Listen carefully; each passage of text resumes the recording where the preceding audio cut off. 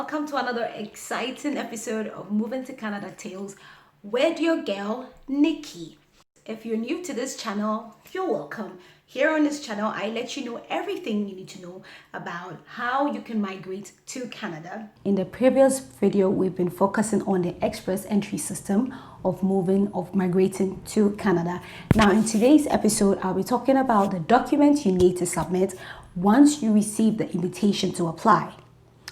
Now, what is the invitation to apply? So this is when your CRS score, which is your comprehensive ranking score, during the draw, you qualified and yay! So now you're much more closer to receiving permanent residence. Now, just a quick note. This system, the express entry system, is for those who intend to migrate to Canada as a permanent resident. This does not apply to those who want to come here for work, that's work permits, and for students, those who are coming here to study. Those are different tracks. But on these episodes, I am focusing on those who want to move here as permanent residents. All right, so let's go straight into the documents you need. Now, it's this stage that you have to upload all the documents. That includes one, the IELTS score. So when you finish your IELTS, they give you the certificate. You need to scan and send that copy. And for your credential evaluation, usually the organization will send the copy directly to them. Then, so you have IELTS certification, your credential evaluation. Then for your work experience, so if you wrote maybe 1 year, 2 year, 3 year, you need to have a letter from where you worked. And usually these letters have the letterhead of the company to show that it's an official document. And in that letter, they have to state what your role was, how many hours you worked, how much you were paid. You need all of those documents in that letter for it to be accepted as, a credible work experience. All right, now let's go to the three other major ones. One is medical examination. So you need to submit a medical report, and they usually have they have specific hospitals that do these tests for those coming to Canada. So just check online for your country which hospitals actually do these examinations, because not all hospitals do it. So that's where your cost starts from. First is a medical examination, and I think every country it differs. So you need to find out how much it costs in your country. But you should be looking, if you're in Ghana, you should be looking at around over like 1,000 Ghana cedis and above, somewhere there. Yeah. And for the medical report, the date shouldn't be an old examination. It has to be after you received the invitation to apply, because they want to make sure that you are healthy during that process. So if your medical report comes out and you have this disease that is dangerous that might be dangerous to the Canadian citizens, then you might be declined. So yeah, hopefully we are all healthy and safe and nobody has any dangerous illness. So that's for the medical report.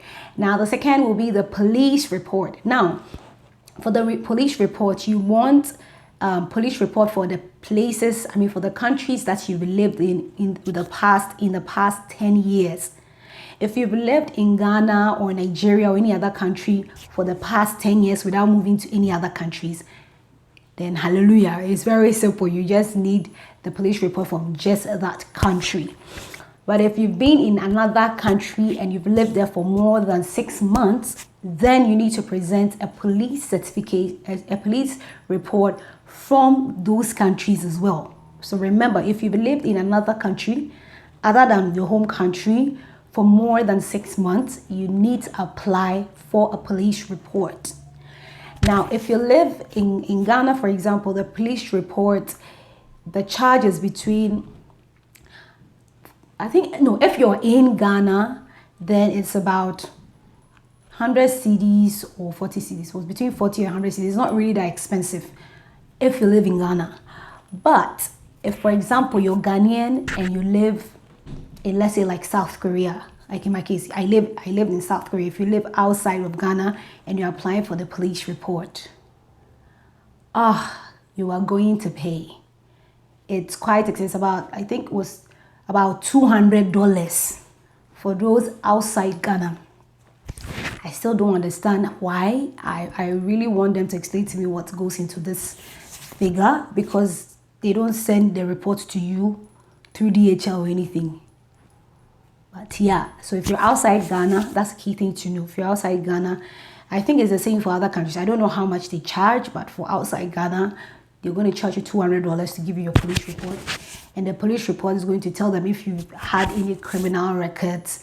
So hopefully we are all clean and none of us has any criminal records. Yeah. Okay, so that's for the police report. So you have to remember. Report from the places you've been in the past 10 years. So go back into your passport or in your books and check if you've lived in any other country for more than 6 months.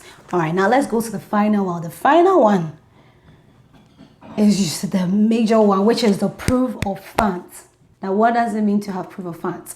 All right, so the proof of funds is what used to show how much you have in your bank account.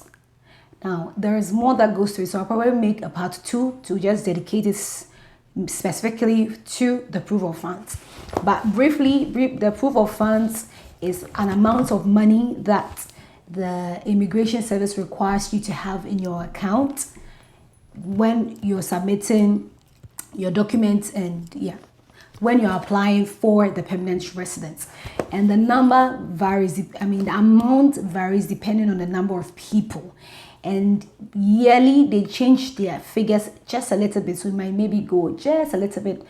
They might increase the amount just a little bit, not that much. But it's all based on they just do the calculation and check the 50% of the low income earners in the country to know how much that if you have in your account, if you should come to Canada and, for example, you don't have a job or anything for a period, you should be able to survive based on that amount. So that's why you need to prove that you have this money.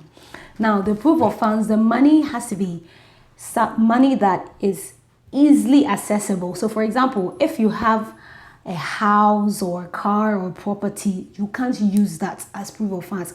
It has to be money that you can easily liquidate. So your current account or savings account or some sort of investments or like mutual funds, those ones that once you send a letter to that bank or investment company that I need to withdraw all my money, I can get it now and now.